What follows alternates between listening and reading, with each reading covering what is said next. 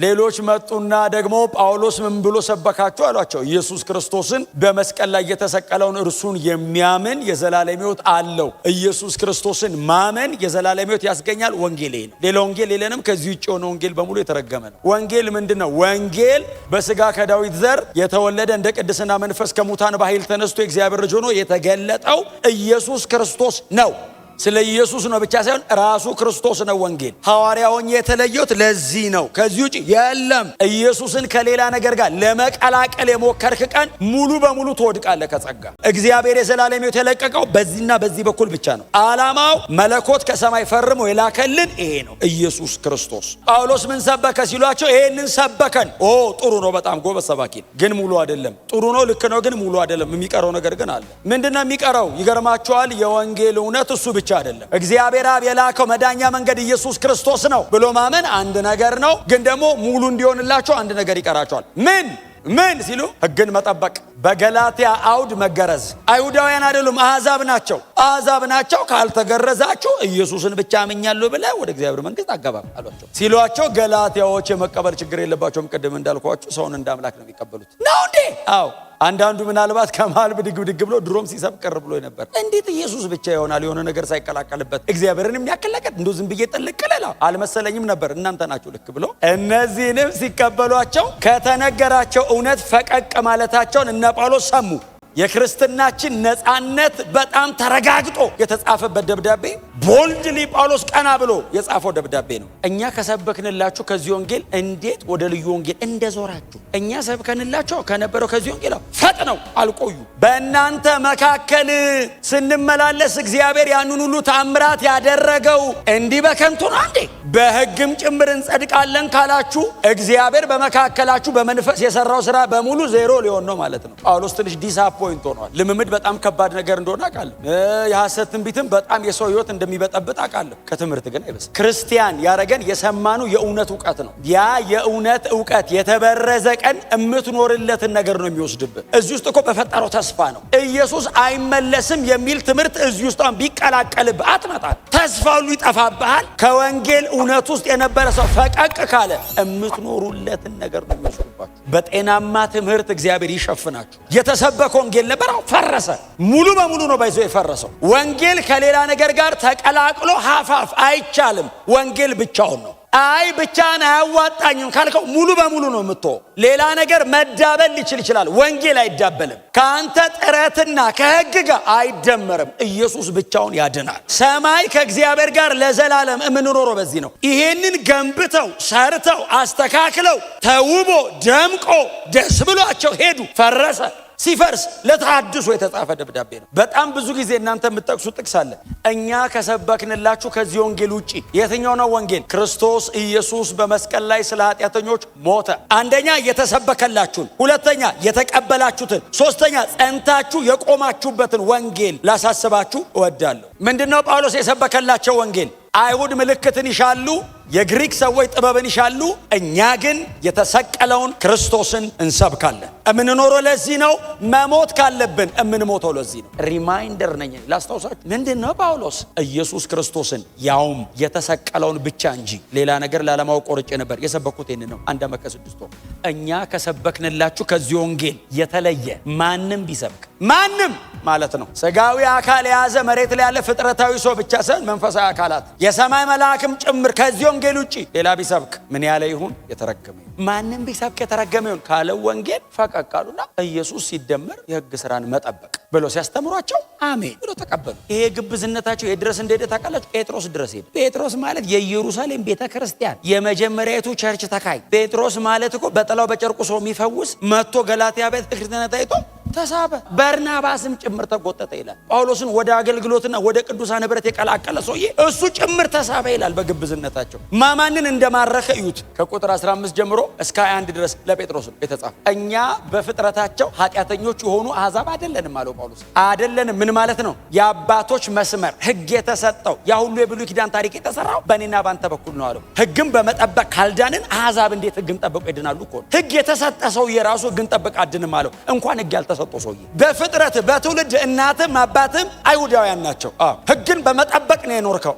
አይ ስትማር የኖርከው ሕግ አያድንህም አሉ። አንተን እንኳን አሕዛብ አይሁድ ጠብቆ ካልዳነ እኔ እናንተ ፈጽመን አንድንም ወቀው። አይሁዳዊ እንደነዚህ አይነት ሪቹዋልስን አድርጎ ማይድን ከሆነ የትኛውም አሕዛብ አይድን። የጳውሎስ ባይዘው የወንጌል ኮርች ናት። ጳውሎስ በጣም አደገኛ ስለሆነ ነው። አመጣጡ ከባድ ነው። ሰውየው እውቀቱ ትንሽ ጠንካራ ነው። እግዚአብሔር ደግሞ ጥበብ ሰጥቶታል። ጴጥሮስ ከማጋ ሳይድ አድርጎ እንደሚያወራ ታውቃለህ። ከያዕቆብ ዘንድ ነው የመጣ ነው ከኢየሩሳሌም ቤተክርስቲያን ያሉ የተወሰኑ ወገኖች አሉ። ጴጥሮስ ከነሱ ጋር አብሮ ባይዘው ጠጋ ብሎ ነው የሚያወራው። ጳውሎስስ ከአሕዛብም ከአይሁድም ሳይድ አያደርግም። ጳውሎስ ከወንጌል በኩል ነው የሚቆመው። የእንትናም ቲፎዞ አይደለም። ጳውሎስ ወንጌል ጋር ነው ያለው። ለአሕዛብ እያዳላ አይደለም። ባይዘው የአይሁድን ህጋዊነት ወይንም ይሄ ሌጋሊስቲክ የሆነውን ህይወታቸውን ጳውሎስ ወደ ብርሃን እያወጣ እንጂ ለኛ እያዳላ አይደለም። እና ይገባና ይሰብካቸዋል። ሲሰብክ እነሱ አንተ የምትሰብከው ኢየሱስን እኛ እንቀበለውም፣ ሙሴም አብርሃምም እነሱ ናቸው እኛ ሲሉት መጽሐፍ እንደ ጫማውን አረግፉ እግዚአብሔር ወደ መረጣቸው ይጃሉ ይላል። ወደኛ እኮ ባይዘወይ ሲሰብካቸው እምቢ ካሉ በቃ ወደ ተመረጡት ይሄዳሉ ብለው ወደ ደጀዶ ሲሰብክስ በዚህ ንግግሩ አሕዛብም ደስ አላቸው ይልና አያሌ ሰው በጌታ አመነ ይላል። ስለዚህ ለጴጥሮስ የሚያመጣለት ሂሳብ እች ነች። እኔ እናንተ እኮ አይሁዳውያን ነን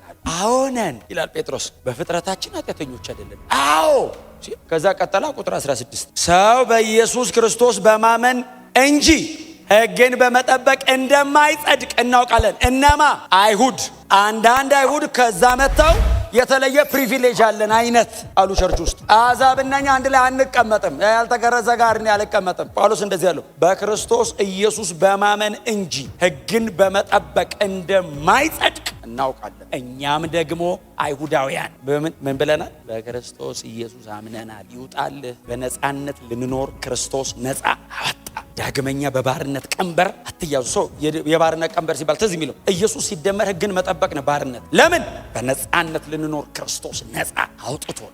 አይ ልጣር ካልክ አትድንም። በክርስቶስ ካልክ ምንም ሳታዋጣ የዘላለም ሕይወት አለ። እንዲህ ዝም ብለህ በነፃ በነፃ አንተ መቧጠጥ አይጠበቅብም። ያንን የቪያ ዶሎሮሳ የሲቃይ መንገዱን ኢየሱስ ደረቅ እንጨት ተሸክሞ ቁስሉ ላይ ያልተላገ እንጨት እየተሰገሰገበት እየቧጠጥ ወጥቷል። ኢየሱስ እየወደቀ እየተነሳ አንተ መሞት አይጠበቅብም። እርቃኑን ስለ ኃጢአት መስቀል ላይ ተንጠልጥሏል። በአብና በእኔ መካከል ገብቷል። እግዚአብሔር ከኔ ጋር ለመታረቅ ኢየሱስን አይቷል። እግዚአብሔር እኔና ያንተን አይቀበልም፣ የልጁን ነው የሚቀበለው። በልጁ በኩል ይቀበል። ጳውሎስ እያስተማረ ያለው ትምህርት ይሄ ነው። ሌላ መንገድ የለም መዳኛ። ኢየሱስ ክርስቶስ ጌታ። እንኳን በራለን እንኳን አወቅ ነው። እና ጴጥሮስ አይ ቲንክ ትንሽ ሸምቀቅ ሲል እነዛ ከጀርባው የመጡት ከያዕቆብ ዘንድ ነው የመጣ ነው የሚሉ አንዳንድ ያመኑ አይሁድ ምን ብሎ ይጠራቸዋል መሰላችሁ? ጳውሎስ እንደዚህ ያለ ሾልከው የገቡ ሐሰተኛ ወንድሞች። እንደዚህ አይነት ስም ማንም ሰጥቶ ያቅም ለሰው። ጳውሎስ የ2000 ዓመት እኮ ነው የጻፈው። ወንድሞች እንዴት ይበላቸው? ሾልከው የገቡ ብቻ እንዳይል ቸርች አገኛቸው። በጌታ ናቸው እንዳይል የሚሰብኩት ከወንጌል ውጭ ነው። ሾልከው የገቡ ሐሰተኛ ሲሉ ወንድሞች አለና አሁን እናንተ ከያዕቆብ ነው የመጣችሁት? አዎ ከኢየሩሳሌም ቸርች። እንግዲያው እንሂድ አለ። ከዛ መጣ፣ ኢየሩሳሌም ቸርች መጣ። በጣም ነው የምደሰተው። እኮራለሁ ሰው ለወንጌል እውነት እንዲህ በጽናት ሲሄድ ቀጥ ብሎ አስቡት የሚከፍለውን ዋጋ ሲመጣስ በጣም አደገኛ። እግዚአብሔር ጽናትን ብርሃንና ጥበብን ይስጣችሁ። ሰውየው ጽኑ ነው፣ ብርሃን አለው። ቀጥሎስ በጣም ዊዝደም። ድጋሚ ጉዳዩ እንዳይነሳ ዘግቸው ነው መመለስ ያለብኝ ብሎ ሲመጣ ብቻውን አልመጣም። እነዚህ ሾልኮ የገቡትን ሐሰተኛ ወንድሞች ያዛቸው። ከገላትያ አብያተ ክርስቲያናት ደግሞ የተወሰኑ ሰዎች መረጠ ያዘ።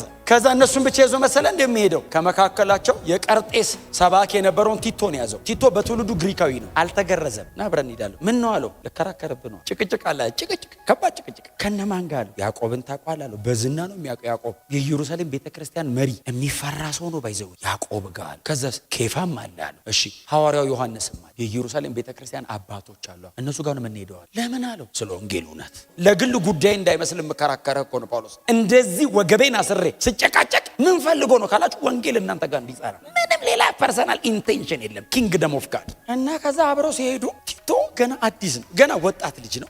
ምናልባት እነ ያዕቆብ እነ ዮሐንስ እነ ኬፋ እኮ ለሱ በጣም ሂውጅ ናቸው። ሲሄድ ጳውሎስን ሲያዩት ባይዘው እነ ኬፋ እነ ዮሐንስ እነ ያዕቆብ በጣም ነው የሚያከብሩት። ወንድማችን ጳውሎስ አለ ያዕቆብ በአሕዛብ ከተሞች ላይ የሚያገለግለውን አገልግሎት ሰምተናል እና በጣም ተደሰተናል ብሎ በጉባኤ መሃል አመሰገኑ። ግን ለምንድን ነው የመጣችሁት ሲል እነዚህን ወንድሞች የላካችኋቸው እናንተ ናቸው። አሁን ባይዘው ወንጌል ሊያርም አይደለም ሊያስተካክል አይደለም ጳውሎስ የመጣው። የምትሰብኩት ስብከት በእርግጥ እነዚህ ሰዎች የሚሰብኩት ነው አይደለም ሊል ነው። ምን ብለው ሰበኩ ሲሉት ኢየሱስ ክርስቶስ ሲደመር ሕግን መጠበቅ ነው መዳን እንጂ በክርስቶስ ኢየሱስ በማመን ብቻ ሰው የዘላለም ሕይወት አያገኝም አይጸድቅም ብሎ ይሰብካሉ። ኬፋ በግብዝነታቸው ተሰብኮ ዝም ነው። አይናችን ያዕቆብ ነው የሚጠበቀው። ያዕቆብ ደግሞ ትንሽ ሕግ ላይ ያጠብቃል ብለው ይፈሩታል። በእምነት ተብሎ ለተጻፈው ለገላትያ ደብዳቤ ያዕቆብ ደብዳቤ ባላንስ ነው ይባላል። ያዕቆብም በደብዳቤው ላይ እምነት ሲደመር ሕግን መጠበቅ መዳን ብሎ አልሰበከም። እውነተኛ እምነት ስራን ገንዘቡ ያደረገ ነው እንጂ ያመነ ሰው የሚኖረው ኑሮ አለው የሚል ትምህርት ነው ያለው እንጂ ለመዳን እምነትና ስራ እያለ አይደለም። ያመነ ሰው ግን በኑሮ ይታያል። ወንድም ተርቦ እያየ አንተ ግጥም አድርገህ በልተህ ጥገብ ብለው ብትሄድ ያንተ እምነት የሞተ ነው። ኢየሱስ እንዴት ነው ያመንከው? ስለ ኃጢአት እኮ ሞቶልህ ነው፣ ተቆርሶ ነው፣ ሊያድንህ ዋጋ ከፍሎልህ ነው። አንድ ሰው ራቁቱን ቁጭ ብሎ እያለ አንተ 10 ልብስ ላይ ደራርበህ ፀሐይ እንትን ሙቅ ምንድነው እሳት ሙቅ ብለው ብትሄድ ግብዝነት ነው። ጳውሎስ ስራ ያድናል አይደለም ትምህርቱ፣ እምነት ግን ስራ አለው ነው። እና ያዕቆብ ሰማ። ከዛ በኋላ አየ አላልንም አለ። ከዛ ጳውሎስ የሚሰብከውን ስብከት ተናገረ። በዚህ እውነት ጸንታችሁ እንድትኖሩ አለ። እኔ በጣም ባይዘው የሚያስፈራ ቃል አለ የሐዋርያት ሥራ ምዕራፍ 15 ላይ ወንድማችን ጳውሎስ በሰበከው ማለት ነው። በዚህ እውነት ጸንታችሁ እንድትኖሩ ደም እንዳትበሉ አለ። ከዛ ደግሞ የታነቀ ነገር እንዳትበሉ፣ ከዝሙት ሽሹ፣ ከዚህ ውጭ ሌላ ነገር አንጭንም እናንተ። ይህንን አለና እኛና መንፈስ ቅዱስ ወስነናል። እኛ ወስነናል አይደለም፣ ጉባኤው ላይ መንፈስ ቅዱስ አለ። ቤተክርስቲያን እኮ ነው እኛ። ቀጥሎ መንፈስ ቅዱስ ወስነናል አለና ጳውሎስ እንደዚህ ያሉት እባክህ ጉባኤው ፊት እሺ አለ። ምንድን ነው ሲል ስብከት በጣም አስደናቂ፣ በመንገድ ግን ድሆችን አስብ። ስትሄድ ድሆች ስታይ እየተቆረስክ አደራ፣ ከዛ ውጪ ምንም አንጨምርም አሉት። የገላትያ ቸርች የፈረሰባትን የወንጌል እውነት መልሶ ለማነጽ የተጻፈ ደብዳቤ ነው። የለም ሌላ በክርስቶስ ኢየሱስ አምነን እንደምንጸድቅ አውቀናል። ከዛ ውጪ አይሁዳዊ ነህ ስትራመድ ጥላ እየተፈለገ በወሰካና በወሳንሳ ምናምን የታመመ እየተቀመጠ ይፈወሳል። አገር በሙሉ በጣም ይፈልጋል። ጨርቅ ሰውነትን የነካ ሌላ ቦታ ሄዶ አጋንንት ያወጣል። በክርስቶስ ኢየሱስ በማመን ካልሆነ በቀር እንደማንጸድቅ አውቀናል። ይሄ ሁሉ ትርምስና ከበባ አያድንህም አለው ለጴጥሮስ። እና በክርስቶስ ኢየሱስ በማመን ብቻ እንደምንጸድቅ ጳውሎስ ቀጥሎ ያለው እሱ ነው ለጴጥሮስ። ያፈረስኩትን መልሼ የምገነባ ከሆነ ከንቱ ነው። የሕግ ስራና ምናምንን በሙሉ አፍርሳል ነበር እንዴ? ዛሬ መልሰህ ታንጻለህ እንዴ? ያፈረስከውን እንዴት ዛሬ ብድግ ብለህ በክርስቶስ ኢየሱስ ማመንና ደግሞ ብለህ እንዴት በሌላ ግብዝነት ትሳባለህ? ኖ ያፈረስከው መልሰህ አትገንባ። ከንቱ እንዳይሆን ስራ በዛን ቀን ይቃጠልብሃላ። በክርስቶስ ኢየሱስ ያለ እምነት ግን የዘላለም ሕይወት እንደሚያስገኝ እናውቃለን። በዚህ ጽና። እኔ አሁን ይሄ ሆኜ እኮ አልኖርም እና ክርስቶስ በእኔ ይኖራል። እንደገና ደግሞ በሌላ ኖ ከነጭራሹ እኔ ሕያው ያለው ነው። ቸርች ስመጣ ክርስቶስ ነው በእኔ የሚኖረው።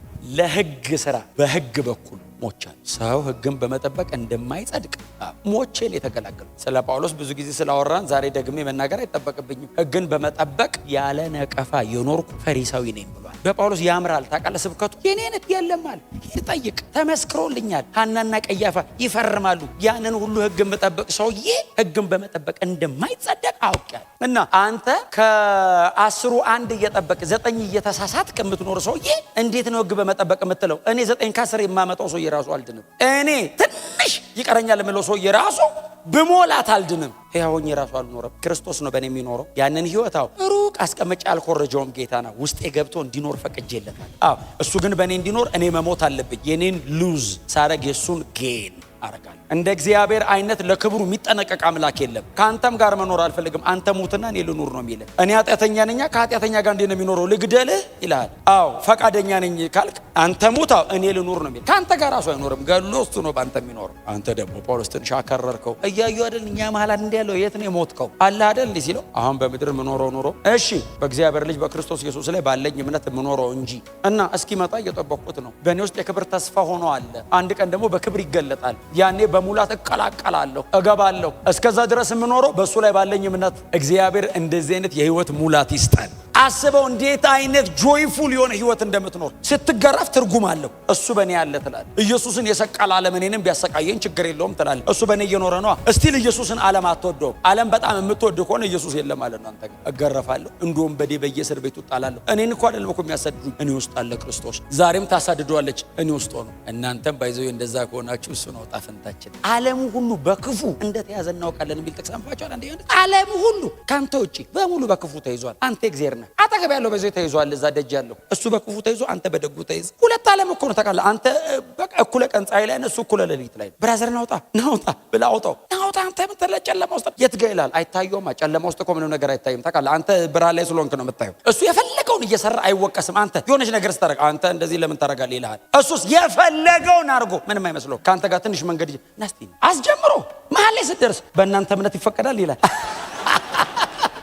ለምን መሰለ ብርሃን ላይ ና ኢየሱስ ለራሱም አይታየውም አንተም አይታይ ወንድም ላይ ያለው አይን ውስጥ ያለችው ጉድፍ እዚች ጋር ያለችው ጉድፍ የምትታይ አንተ አይን ላይ መሰሶ ተቀምጦ ማታይ የተባለው አይን ላይ መሰሶ ተቀምጦ እንዴት ነው የምታየው ሰውየው እኮ ጉድፍ ላይ ኖርበት ይችላል አለብስ ጥሎ መሰሶ እዚህ ላይ አታይም ባይ ጉድፍ ያለብህ ይመስለኛል ይላል አይ ማይኑ እላው ላይ ጭቃ ደፍተህበት አይታየው አንተስ ነጥቧ ቆሽሻል ይላል አንተ ልክ ልትኖር ስትል ሰው ሁሉ ኧረ ተው ይላል ተው ባንተ ያምረም ጌታ ባንተ ሲሆን ነው የሚያምረው ክርስቲያን እንደዚህ ያደርጋል የሚል ለምን መሰለ ክርስቶስና ባንተ ያያየ ያለው ራስ ስትጀምር ኧረ አንተ ተው የባንተ ደስ አይልም የጀመረው ኢየሱስ ይጨርስ ይላል ዓለማዊ ሰውዬ ጳውሎስ የለውም ሲል ከዚህ በኋላ በሕግ በኩል ለመጽደቅ የሚታገለው ሰውዬ አይደለም ያ ሰውዬ አይደለም እሱን ከክርስቶስ እዛ ተሰቅሏል እና አሁን ክርስቶስ ነው በእኔ የሚኖረው ለኃጢአት ሞቶ ለጽድቅ ለእግዚአብሔር ክብር የተነሳው ክርስቶስ በትንሣኤ ሕይወት በእኔ ውስጥ አለ እና አሁን በድንግዝግዝ ነው ያለሁት አንዳንድ ድካሞች አሉ እነሱን ኢየሱስ በእኔ እየኖረ ያሸነፈልኝ ነው